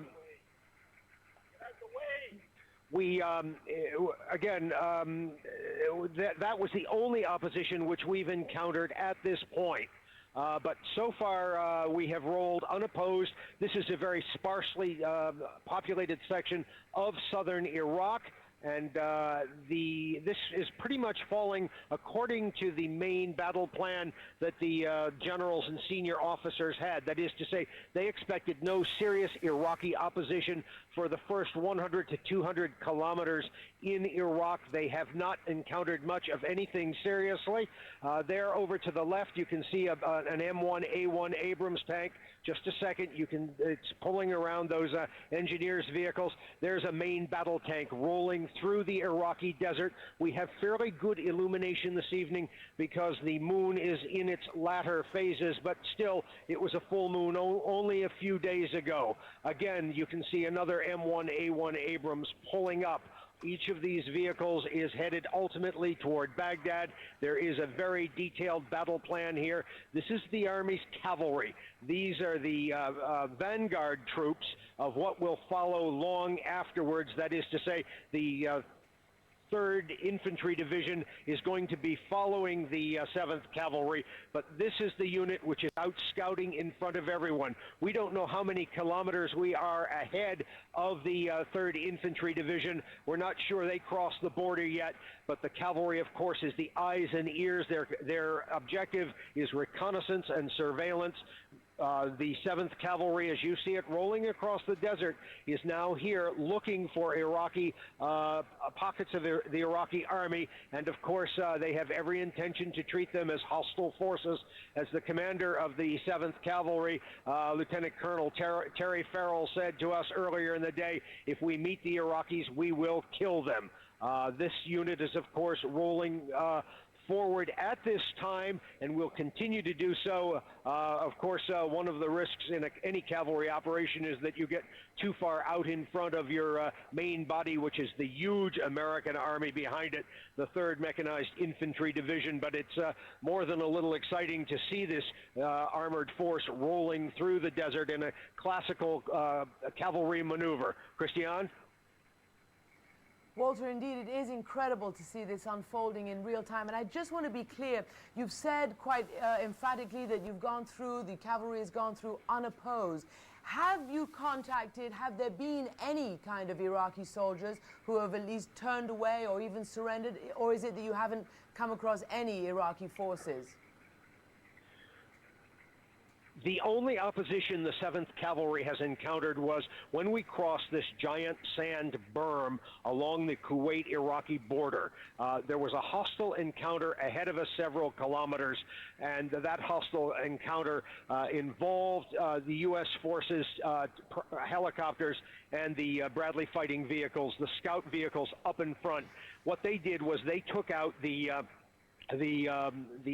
Iraqi tanks, a few of them, just a handful at the very most, and several trucks, and there were we believe a number of the Iraqi soldiers were also taken out at the time. Having said that, there has been no opposition since then. Just before we crossed the border, we sat in a very long convoy. But that was perhaps 3 or 4 hours until that hostile encounter was put down, and since then the U.S. Army 7th Cavalry has been rolling unopposed. It is the advanced unit which will lead the main American Army, that is the 3rd Infantry Division, a heavy mechanized infantry division, forward. Let me give you a picture of how this unit rolls. First come the Kiowa helicopters. Those helicopters are flying quickly, between 30 and 50 feet above the ground, 80 to 100 miles an hour, and what they're doing is zone reconnaissance, flying out in front of the tanks and looking for any Iraqi units that may be in the way of the oncoming Bradley fighting vehicles and the tanks. One thing very, very interesting, I was riding in one of those tanks and a Bradley the other day. You cannot believe how cramped the soldiers are in there. Let me give you a visual picture of what it's like to be in a Bradley. The commander of the tank is standing the whole time. They've been choking on dust all the way coming up. Also standing is his loader to his left. The loader is the rear observer, and he observes on the left side of the tank. The commander is keeping track of things forward. Down below and forward, you have the driver of the tank in a 2/3 reclining position. If these tanks stop for more than 5 minutes, you can bet as exhausted as these tankers are, the soldiers, the drivers of the tank will fall asleep. Then there is the gunner, and I sat in the gunner seat on a rolling M1A1 Abrams. It's like riding in the stomach of a dragon. It's growling and screaming the whole time. The tank pitches, but it actually is very smooth. Tankers call the M1A1 the combat Cadillac. Much the same on the Bradley fighting vehicle, very cramped, particularly if you're sitting in the gunner's seat. I was riding with one gunner who was well over 6 feet 5 inches tall. I believe his name was Walker from Columbus, Georgia, and he was 6 feet 5 inches tall. They called him the Green Mile. How he ever fitted into that gunner seat, I'll never know. Extraordinarily cramped in there. Remember, these soldiers will be riding for hours and hours and hours on the road to Baghdad. Christian? Walter, quite the description. We're going to come back to you periodically, but thank you very much indeed. Wolf? You know, Christian, it's amazing when you hear Walter Rogers with these troops up in the north, now in southern Iraq, Dr. Sanjay Gupta telling his experience, Bob Franken earlier. During the first Gulf War, we had no journalists embedded with U.S. military forces. This is adding, Aaron, a whole new element to our coverage of this war that we really haven't had it, I don't believe, since Vietnam, where journalists were really part of this invasion force, and we're getting these kinds of live reports, seeing these kinds of reports that Walter Rogers just gave. The video's not that great, but you get a flavor, certainly, of what's going on. Aaron? Well, an hour from now, hour and a half from now, as the sun comes up, you will see the vastness of the Iraqi desert, and you will see this column of cavalry moving through the desert. It will be an extraordinary sight. I asked an Apache helicopter commander in Kuwait a number of weeks ago. I was sitting in the helicopter. It's not very comfortable, and he says, it's not built for comfort, it's built to kill. The tanks are not built for comfort. They have a long way to go. It's about a 350-mile run from the Kuwaiti border to Baghdad, and one of the challenges of this operation and the way this operation was set up is that is a long way, 350 miles, to keep troops supplied. Jamie, just the logistical task of moving supplies along the route from the northern part of Kuwait to Baghdad is an enormous challenge for General Franks and his team. In the military, of course, they have a saying, logistics, logistics, logistics, kind of like in real estate where it's location, location, location, because logistics can kill you and also can win the war for you. And for these tanks and vehicles, the key is not to get too far out ahead of their fuel supply. The last thing you want is for the tanks to be sitting there without enough fuel to maneuver around in case they get into a dangerous situation. But the military has this all worked out. This is for the key part of the planning. They have it all worked out to a T to make sure that they never leave the troops without food, fuel, and ammunition. Walt said these cavalry guys don't want to get too far ahead of the main army. They don't want to get too far ahead of their main supplies for just that reason. They are dependent at a point on the people in back of them to keep them alive, to keep them fed, etc. That's right, Aaron. And the interesting thing about here is, as I'm watching Walter Rogers reporting, and of course that gives us a very small window on what's going on in one part of Iraq, a country that we keep saying is about the size of California. There's a lot going on in other parts that we're not seeing. We talked about what might be going on in the north. The reports of explosions tonight in Basra, the port city, where it's expected that U.S. and British troops will be taking control of very soon. And it just shows that there's a lot going on we're not seeing at the moment. Jamie, thank you. Jamie McIntyre at the Pentagon. Ben Wiedemann is in the northern part of Iraq. That is another part, right, he is to the north. That is another part of this story that is unfolding. We were up there a bit ago. Ben, to the extent you can identify your location within the rules and within the rules of logic as well, tell us where you are and what's going on. Yeah, Aaron, actually, we're not embedded with anybody. We're up here in about halfway between the Kurdish stronghold of Erbil and the Iraqi-controlled city of Mosul, about 40 kilometers. Now, just a few minutes ago, we heard a jet fly overhead. Moments later, there were the telltale signs. In fact, I hear another jet overhead right now. We heard anti-aircraft over the city of Mosul, and moments later, we saw distant flashes and then heard the report of explosions. So it would appear that just a few minutes ago, about 6 minutes ago, the Iraqi-controlled city of Mosul did come under bombardment, and by the sounds of this jet overhead, it may come under bombing once again. Aaron? Well, just those of you who have been with us for a while, you may recall that we showed you some pictures of the city of Mosul, I guess 20 minutes or so ago. A pretty good sized city. That's the area that Ben is referring to. you get a sense now of that. And again, Ben, you heard these loud explosions, multiple explosions? Yes, multiple explosions. It's hard to tell, and we are about 40 kilometers. That's about a half-hour drive away, so it's hard to determine how many explosions. But we saw several flashes on the horizon behind me, and that is where Mosul is. Aaron? Ben, thank you very much. Ben Wiedemann, before this thing is over, all of us are going to be a whole lot better at converting kilometers into miles. We all should have done our homework better at some point. We mentioned about 20 minutes ago there was a significant anti-war demonstration in New York today. There's been one in Chicago tonight. According to the reports we're getting, traffic was stopped on Lakeshore Drive, the main street down by Lake Michigan in Chicago. These are live pictures from CNN affiliate WLS. You get a sense of the size and proportion.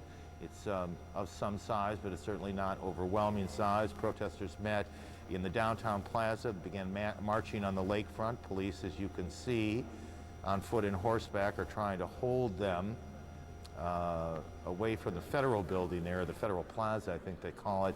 About 2,000 people, according to the best guess. These are always guesses.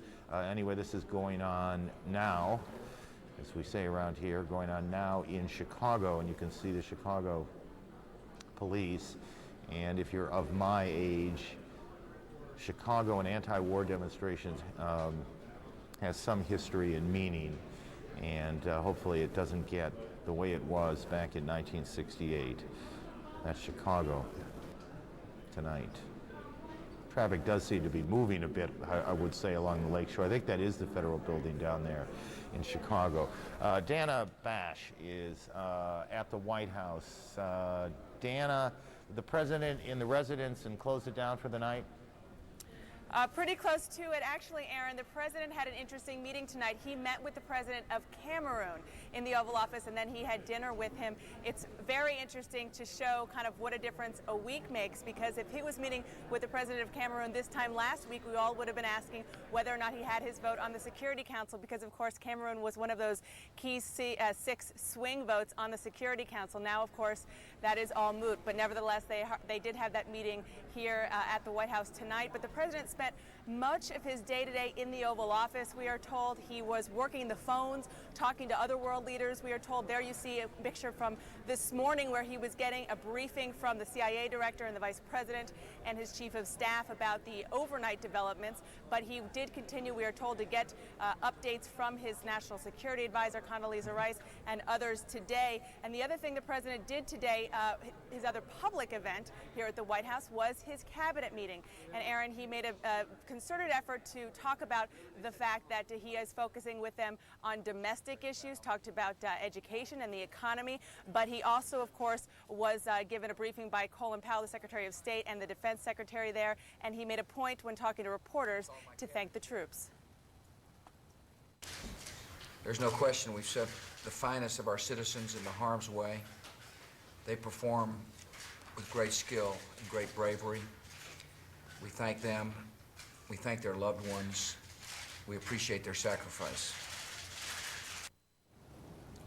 And Aaron, I spoke on the phone earlier today with one of the president's cabinet members, Don Evans, the Commerce Secretary. He's been friends with the president for a very long time. They go back very far, and I asked him how the president was feeling, what's his mood. Now it's been almost 24 hours since this military strike has begun, and he said that he's handling it the way he handles everything. He is focused, he is decisive, he's making decisions, and he's not second-guessing them. He also pointed out something that's kind of obvious, but it's worth noting, that many members of his war council have been there and done that. Colin Powell, of course, now the Secretary of State, was the chairman of the Joint Chiefs 12 years ago. Dick Cheney was Defense Secretary, now he's Vice President. Donald Rumsfeld it's his second tour at the Defense Department as Defense Secretary. So it's kind of an obvious point, but he pointed it out, and it definitely is worth noting he's got a lot of experience in these meetings.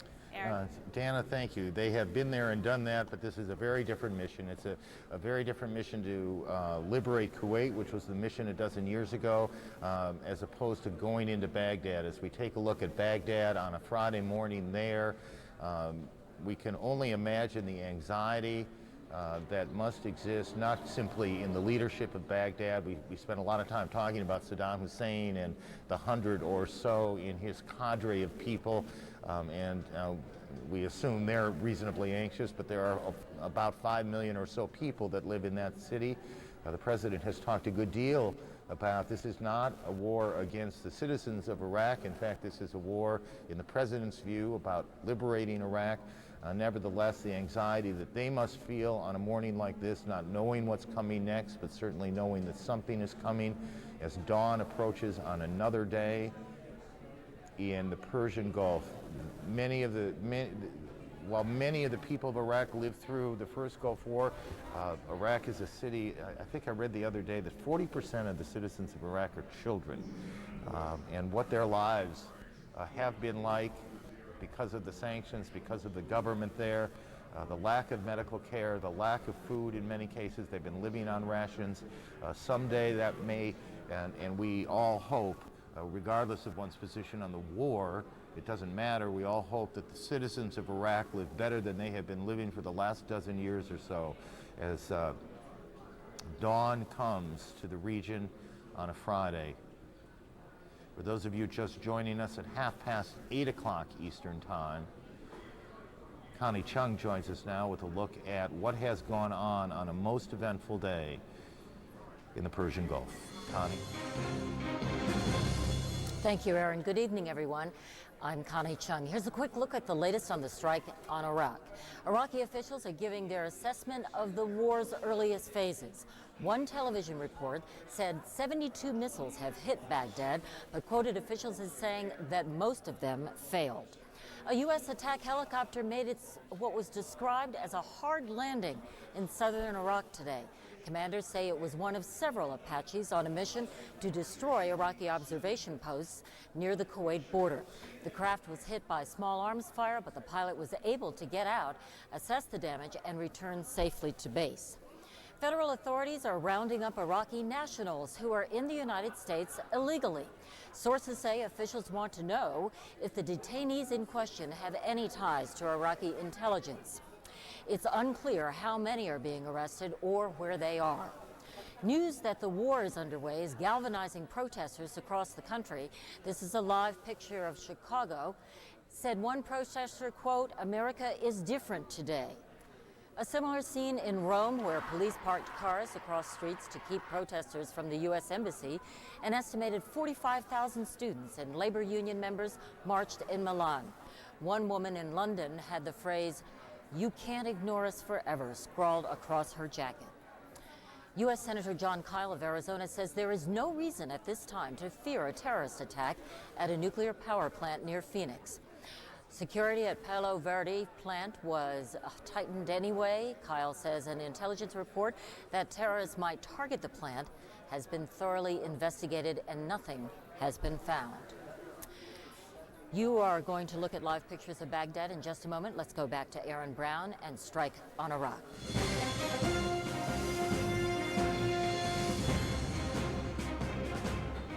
And there is Baghdad as dawn approaches on a Friday. We remind you, coming up at the top of the hour, Larry King Live. We'll also talk before that point with retired General Wes Clark will join us. We expect, we're not certain, but we expect we'll hear from the Defense Secretary Donald Rumsfeld. He made brief remarks to reporters about an hour and a half or so ago. Even on a good day, the Defense Secretary doesn't give up much. I'll say that for him. He does it with a smile and a laugh, but he doesn't give up much. But we'll try and talk to him anyway. We hope to hear from him in this half hour as well before Larry King Live.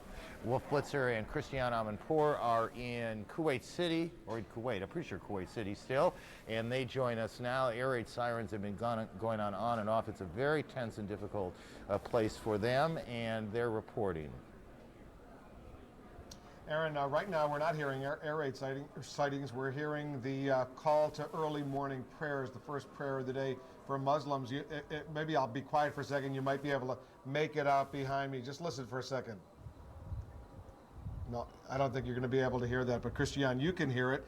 This is going to be another day where people are probably going to be hearing those sirens going on and off if today 6 or 7 times that's happened as a prelude to what might happen tomorrow. Absolutely, and let's not forget, though, that here in Kuwait, it is one of the countries where they are very, very pro this military action. They want to see it completed. They want to see Saddam Hussein removed from power. Just in terms of military updates that we've had, we've been hearing from all our correspondents who are assigned to different military units, some still in the sort of demilitarized zone in northern Kuwait, and others like Walter Rogers with the Cavalry Division, the 7th Cavalry Division of the U.S. Army, have penetrated now deep inside Iraq. He was telling us that they've been rolling for about 2 hours inside Iraq, unopposed except for a little bit of hostile opposition when they first crossed into Kuwait. And of course, let's not forget that the British are also allies of the United States here as well.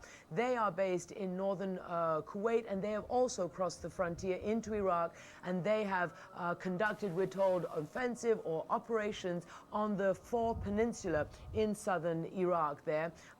Britain makes up about 1/5 of the combined US-British armor here, so they're an important part as well of this military action into Iraq. It's by no means just a token British presence. These British forces are robust, they're trained, they're highly motivated, and they're moving together with the Marines, the U.S. Army. They're moving into southern Iraq right now. Let's bring in our military analyst, retired U.S. Army General Wesley Clark. He's joining us from the CNN Center, the former NATO commander. Who would have thought, General Clark, that this war would be unfolding the way it was, given the experiences that you had leading NATO troops in Kosovo, when for weeks and weeks and weeks it was strictly air power, U.S.-led air power, and of course during the first Gulf War, where for 4 or 5 weeks there were no ground troops involved, strictly air power. Now we've seen 2 relatively limited airstrikes in and around Baghdad, but you're seeing tens of thousands, effectively, U.S. and British ground forces moving into southern Iraq before air power really has done much. Well, it is surprising if you think only in conventional terms, Wolf. But, you know, if you think back a different way, this war really started in late December of 1998. We've been continuously bombing in the northern and southern no-fly zones since then, and particularly heavily over the last couple of months. And so the concern about the Iraqi air defense that we had, the respect for that air defense that we had back in 1990-91, that's over. We're a lot more experienced, we're a lot better now than we were then. And I think it's a good psychology that we've adopted here, because this is an opportunity to take advantage of the strike that was pulled off yesterday, and also an opportunity to avoid unnecessary destruction and unnecessary infliction of casualties if we don't have to, while we sort out the issue of Iraqi command and control. Meanwhile, on the ground, you know, it looks like there's a lot going on. It looks like it's going about the way we would have expected it to go. And so I'd say, you know, all systems look go at this point.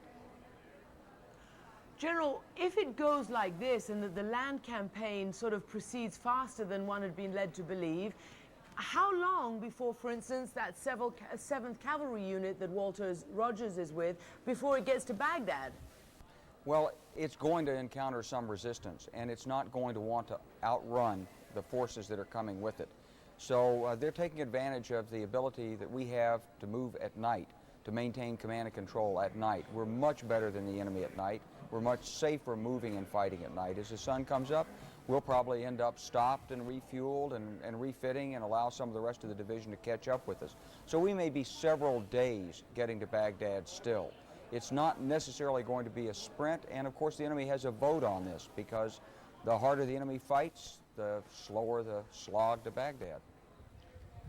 General, just as the U.S. has been softening up, if you will, the ground over the past several years with the no-fly zones in the southern and northern part of Iraq, presumably the Iraqi military has been preparing for this as well. How concerned should the U.S. military be of a so-called, what they used to call a rope-a-dope strategy, to sucker the U.S. troops, the ground forces, in, and then have some major surprises in store for them once they're deep inside Iraq? I think we always have to be on the alert, and we always have to respect our adversaries, Wolf. And here, though, we've got a big advantage, because the terrain is such and the weather is such that generally our overhead superiority, our ability to control the skies, is a huge advantage on the ground. They're going to have a very hard time suckering us into something like a fire sack where they're dug in on all sides and can conduct a major battle. We'll see it from the air. We'll pick it up. And once they're fixed in position, we've got so much capability against them that they'll be destroyed.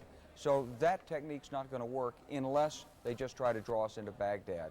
But you know, with each kilometer that you advance into Iraq, you take away their will to resist. You convince them more and more of the hopelessness of their operation. And so their morale is a depreciating asset. So I would say that we'll be ready for the surprise. I don't expect it. Wes, if they do get to Baghdad, you know that the Iraqis have been basically, the analysts have been basically saying that one of the things that might happen is that they either, the Allied forces, make a siege of Baghdad, this is if there isn't a surrender, etc., or be drawn into urban warfare. What do you think is likely to happen? I talked to senior commanders earlier on, you know, weeks ago, who talked about the possibility of a ring of steel around the city there. Do you think that's, at the moment, a possibility? Well, that seems to be what they're planning, is fortifications on the outside of Baghdad. But you know, they're making a big mistake, because the United States is so powerful. The reconnaissance, the target acquisition, the ability to strike hardened targets is so good that the things that might have been doctrinally sound, were the Iraqis fighting the Iranians 15 or 20 years ago, they're not going to work against the United States Armed Forces today. So their chance is better defending inside the city. But then there are a lot of counter moves against that. There are a lot of citizens of Iraq who are no fans of Saddam Hussein. I wouldn't be surprised if we're in there, if we're working against that option right now. He'll defend inside Baghdad with knives at his back if he does that. General Wesley Clark, our military analyst. General Clark, thanks very much. Aaron, all those great articles you and I and all of our colleagues were reading over these past several months, predicting the strategy that would unfold, at least so far, day 2 of this war. That strategy's looking a lot different than we thought it would look. Well, we weren't the only ones reading them. I suspect the Iraqis were reading them as well, and maybe that's part of what has happened, but I suspect it is something else. Morning prayers in the Persian Gulf going on. We heard them briefly in Kuwait. They're going on now in Baghdad. General Clark mentioned kilometers. I guess everybody in the broadcast now is going to start speaking in meters and not miles. So Molly Levinson, whose job it is to make sure I'm smart, and that is no easy task, handed me a note saying 1 kilometer equals 0.621 miles, okay? And we'll try and do the math for you as we go along. One of the concerns, actually Connie mentioned the concern earlier about this nuclear plant in Phoenix. There is a broad concern about national security, but through the afternoon there became a very specific concern about homeland defense, with word that the FBI was looking for a specific individual. That has fallen, the task of reporting on that has fallen on Kelly Arena, who covers the Justice Department for us. This is the many faces of apparently this one slight Saudi national, Kelly, as I recall. That's right. As we reported earlier, the FBI did issue a be on the lookout for a man named Adnan al-Shukrajuma. Sources say that he could be an integral part of a new al-Qaeda plot that threatens Americans and U.S. interests worldwide. Now, officials say that he's 27 years old, he's Saudi, he's about 5'5", 132 pounds. Interestingly, his name came up in documents, according to sources, that were seized along with al-Qaeda leader Khalid Sheikh Mohammed. He was then identified during interrogations by Mohammed himself as one of Mohammed's deputies. Government sources describe him as a field organizer. They say that he's similar to Mohammed Atta, who coordinated the September 11th attack, sort of a field commander. The sources say the documents found list him as someone who would be available to carry out a suicide attack, and sources say that some of his skills include flying and working with explosives. Now, the FBI does not know where he is, if he's in the United States or not, but agents today did search a house in Miramar, Florida. That happens to be the last known U.S. address for him, Aaron. They don't know that he's in the country, though, right? Right, they do not know if he's left. Some sources say that they last put him here in 2001, early 2001, but there are indications that he may have come back in. They don't know. Okay, and just one quick one. I thought I read that he knew how to fly. Is that, do we know that? Yes, there are indications, right, that is one of his skills, flying and building explosives. Okay. And And sources also said that he may have had some connection to a U.S. flight school, but that's uncorroborated at this time, Aaron. Okay, and if you said that and I asked you to repeat it, I apologize. That's okay. There's a fair amount of traffic going on in my ear here as we go along. Kelly, thank you very much. Kelly Arena.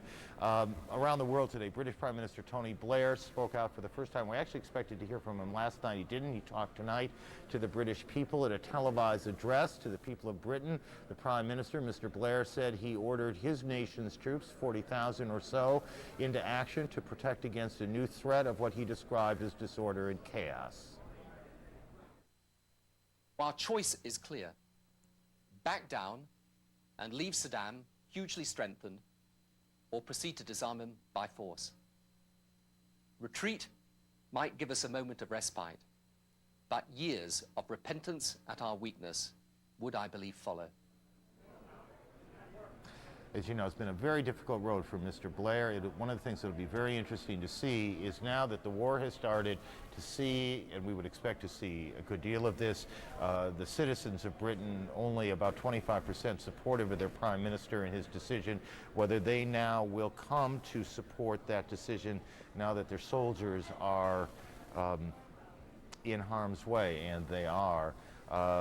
Not everyone around the world, obviously, is in support of what is going on here. You know that. There have been a number of demonstrations around the world. Police fought with demonstrators in Seoul, South Korea. Demonstrations in Korea tend to get pretty nasty over the years. We've seen a lot of them over a lot of issues, and they are often nasty. And this one appears to be no exception. Hundreds of protesters kicked and punched riot police who tried to keep them from the U.S. Embassy. In Cairo, a similar scene. One of the things we always watch is how Arab capitals react. Riot police fought off large groups, as you can see, a substantial-sized demonstration as they advanced on the U.S. Embassy there. Dozens of protesters were arrested. With more on the Arab world's reaction, a critical strain in this story, we go to Rula Amin. She is on the Jordanian-Iraqi border. Rula?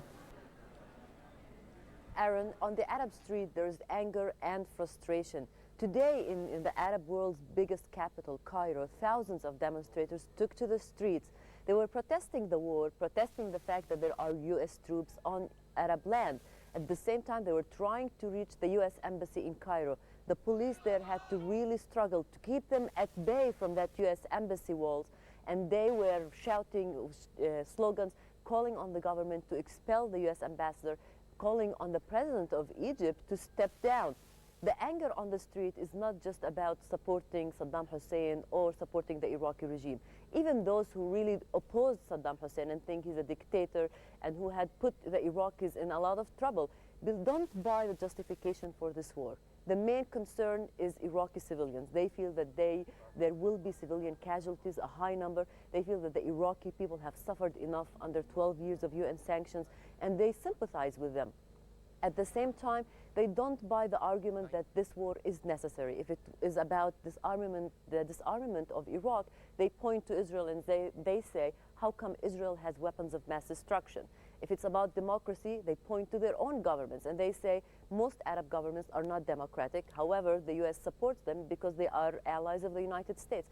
So many doubt that even if the U.S. does invade Iraq and succeed in removing Saddam Hussein, that whoever replaces him will be just another dictator, but the difference will be that he will be a U.S. ally. So there's a lot of skepticism here in U.S. motives, and there's concern from the ramifications.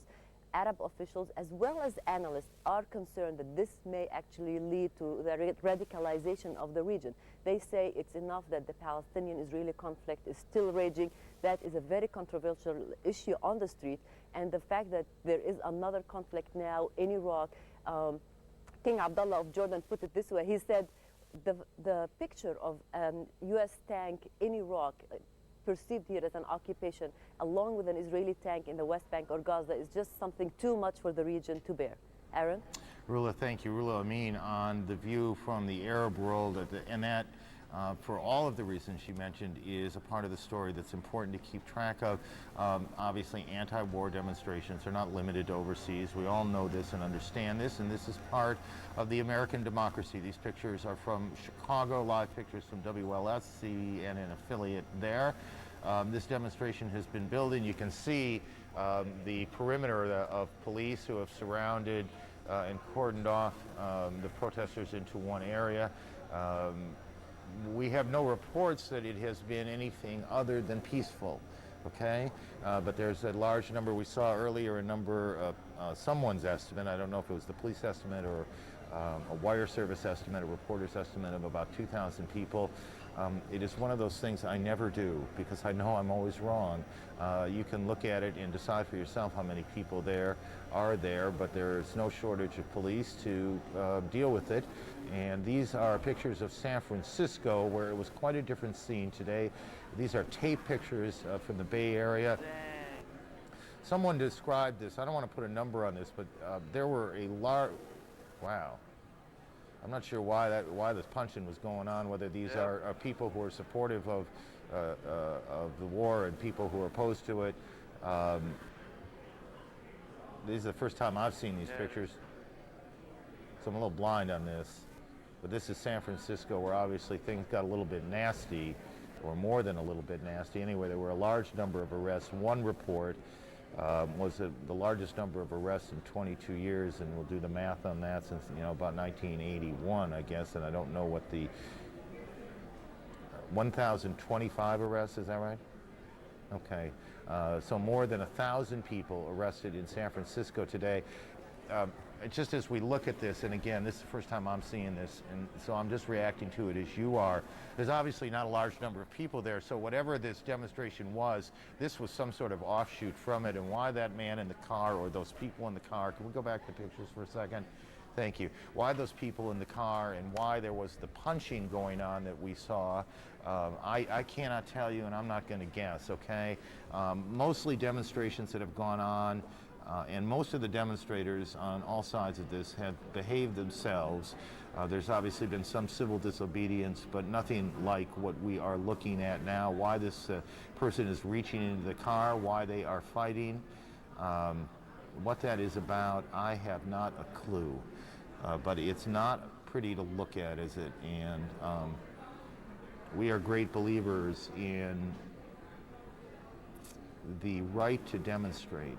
Even in moments like this, it's not always popular, but there is no right to be throwing punches for whatever the reason, and whatever the reason, it is somewhat sickening to see that. All of that plays out in contrast, doesn't it, to the reality of what's going on thousands of miles away in the Persian Gulf. Soldiers are making their way across borders. They are waking on this Friday, if indeed they slept. Presumes they slept. Maybe they're getting a hot meal.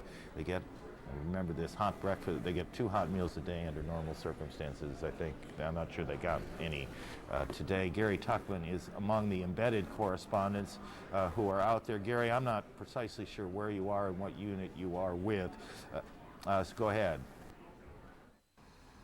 Despite the warning from the soldiers, the reflexes of my cameraman and I weren't quite as quick as the Army men and women. They immediately started running to an underground bunker. While they were running, they were putting their gas masks on and buttoning up, zippering up their chemical clothes, their shirts, their pants. We followed them. We ran into the underground bunker, about 15 soldiers. My cameraman and I, it was very crowded inside. For 20 minutes, we sat there quietly. We then got the message from superiors that they could come out, that it was a false alarm. For the first time then, in 20 minutes, we saw smiles on faces. Previously, we saw eyes that looked very scared. As they came out, the soldiers went back to their appointed rounds, knowing that this could happen once again soon. This is Gary Tuckman, CNN in Kuwait City. As you said, Gary's one of the correspondents of ours who's embedded with units. And I dare say, Wolf, he was one happy correspondent to find himself back in the modern city of Kuwait City, where there are hot meals and cold drinks. Not alcoholic drinks, but cold drinks. No beer, no alcohol, but a lot better than what he was facing up north in the northern part of Kuwait. I want to get back to this one point that we're all experiencing as journalists and as viewers and readers, listeners of news organizations. This is in marked contrast to what we've seen in recent wars. We're seeing U.S. journalists reporting with the troops from the front lines, getting a flavor of what's really going on, not just waiting for briefings over at the Pentagon or briefings at the Central Command, watching the Pentagon release those videotapes showing bomb damage assessment. They're actually living and breathing and experiencing what it's like to be out there fighting a real kind of war. And it's going to be giving the consumers of our business, the American public and the world community indeed, an opportunity to see what's going on firsthand. There's some 500 journalists, Aaron, who have been embedded, have been associated, have been allowed to go out with the troops. 500 journalists, not only from the United States, but many of them from other countries around the world, including Arab countries. A couple journalists from the Al Jazeera Arabic language television station as well. Let me bring in Christiana Amanpour. This is a whole fascinating new element for our business, isn't it? Yes, and I think it came a lot because so many of our news organizations were so frustrated from the first Gulf War, when we couldn't really cover the Gulf War in any kind of real time or with any kind of closeness because of the very draconian censorship measures there were. And then, of course, in Afghanistan, where there wasn't any real meaningful coverage of the forces in action.